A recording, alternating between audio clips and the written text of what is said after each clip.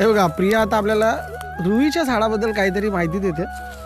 रुईचं झाड म्हणजे आपल्याला माहीत असेल लग्नामध्ये ज्याच्या मुंडवळ्या बनवल्या जातात त्या फुलांचं.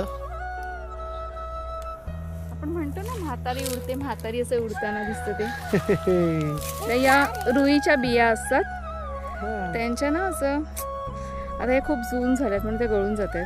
इरम हवा कापूस, कापूस असं soft. हा दिलं दाखवता मामा इथे बाहेर येते.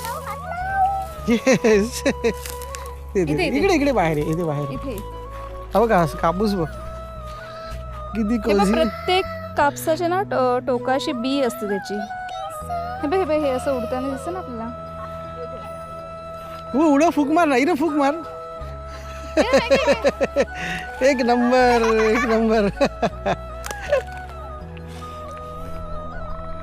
फूक मार, फूक मार. हे बघ उडतात बघ किती. म्हाताऱ्या त्याच्या असं टोकाशी बी असतं. हा ते उडत असतं ना हवेत, तेच आहे ना हे. ते रुई आणि आम्ही समजतो खाजकुजली आहे अंगावर. म्हातारी, म्हातारी तर बोलायचं आम्ही. म्हातारी सांगा ना, हे म्हातारी हे आहे. बघा, हेच आहे आपण ती जे- म्हातारी जी आम्ही इमामवाड्यातली बोरं बोलायचं, माझगावच्या डोंगरावर उडत असायचे. आम्ही त्याला म्हातारी बोलायचो. या म्हातारी आहे बघा, हे ते झाड आहे रुईचं झाड आपलं है ना. आणि लग्नामध्ये याच्याच मुंडवळ्या बनवल्या जातात.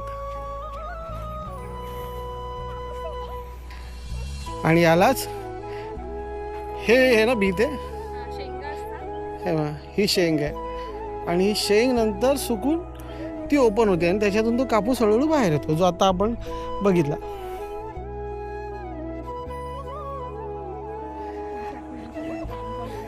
हे का मित्रांनो, किती एकदम म्हणजे नैसर्गिक कापूस आहे हा. आपण याला म्हातारी म्हातारी बोलत असतो, बऱ्याच जणांना माहीत असेल.